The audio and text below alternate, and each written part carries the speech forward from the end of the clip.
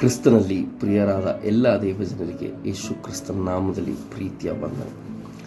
ಮೇ ತಿಂಗಳು ನಮ್ಮಿಂದ ಬಿಟ್ಟು ಹೋಗಿ ಜೂನ್ ತಿಂಗಳಲ್ಲಿ ಪ್ರವೇಶಿಸೋದಕ್ಕೆ ದೇವರು ಕೊಟ್ಟ ಕೃಪೆಗಾಗಿ ದೇವರಿಗೆ ಕೃತಜ್ಞತೆಯನ್ನು ಸಲ್ಲಿಸುತ್ತಾ, ಈ ತಿಂಗಳಲ್ಲಿ ನಾವು ಆತನ ಕೃಪಾ ಸನ್ನಿಧಿಯನ್ನು, ಕೃಪಾ ಸಿಂಹಾಸನವನ್ನು ಹುಡುಕಿ ಬರುವವರಾಗಿ, ಆತನ ಪಾದವನ್ನು ಹಿಂಬಾಲಿಸಿ ಆತನ ಬಳಿಯಲ್ಲಿ, ಆತನ ಸನ್ನಿಧಿಯಲ್ಲಿ ಆತನನ್ನು ನೋಡುವವರಾಗಿ ಜೀವಿಸೋದಕ್ಕೆ ಈ ತಿಂಗಳಲ್ಲಿ ದೇವರು ನಮಗೆ ಸಹಾಯ ಮಾಡಲಿ.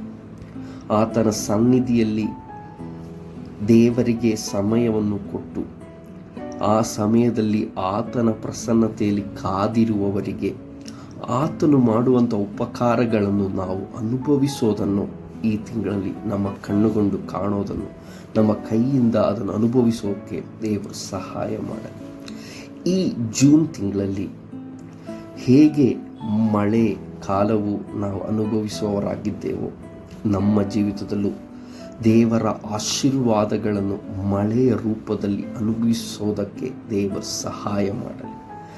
ಈ ತಿಂಗಳಲ್ಲಿ ನಾವು ಆತನ ಆಶೀರ್ವಾದಗಳನ್ನು, ಆತನ ಕೃಪೆಯನ್ನು, ಕರುಣೆಯನ್ನು ಆ ಸಿಂಹಾಸನದಿಂದ ನಮಗೆ ದೇವರು ದಯಪಾಲಿಸುವಂತೆ ಆತನ ಸನ್ನಿಧಿಯಲ್ಲಿ ಪ್ರಾರ್ಥಿಸೋಣ.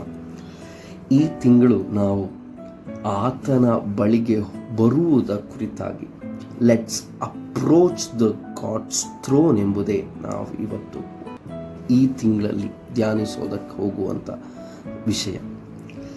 ಹೆಬ್ರಾಯರಿಗೆ ಬರೆದ ಪತ್ರಿಕೆ 4ನೇ ಅಧ್ಯಾಯದ 16ನೇ ವಾಕ್ಯವೇ ಈ ತಿಂಗಳಿನ ಮುಖ್ಯ ಸಂದೇಶಗಳಲ್ಲಿ ಒಂದಾಗಿರುತ್ತೆ.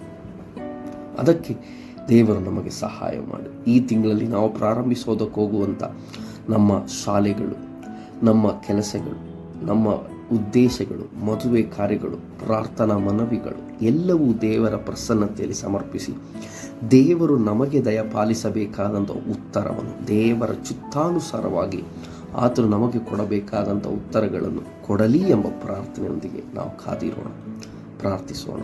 ನಮ್ಮನ್ನು ಬಹಳವಾಗಿ ಪ್ರೀತಿ ಮಾಡುವ ಪರಲೋಕದ ತಂದೆ, ಮೇ ತಿಂಗಳು ನಮ್ಮನ್ನು ಬಿಟ್ಟು ಹೋಗಿ ಜೂನ್ ತಿಂಗಳಲ್ಲಿ ನಾವು ಪ್ರವೇಶಿಸುವಾಗ ನಿಮ್ಮ ಪಾದದ ಬಳಿಗೆ ನಾವು ಬರುವವರಾಗಿದ್ದೇವೆ, ನಿಮ್ಮ ಸನ್ನಿಧಿಯನ್ನು ಹುಡುಕುವವರಾಗಿದ್ದೇವೆ.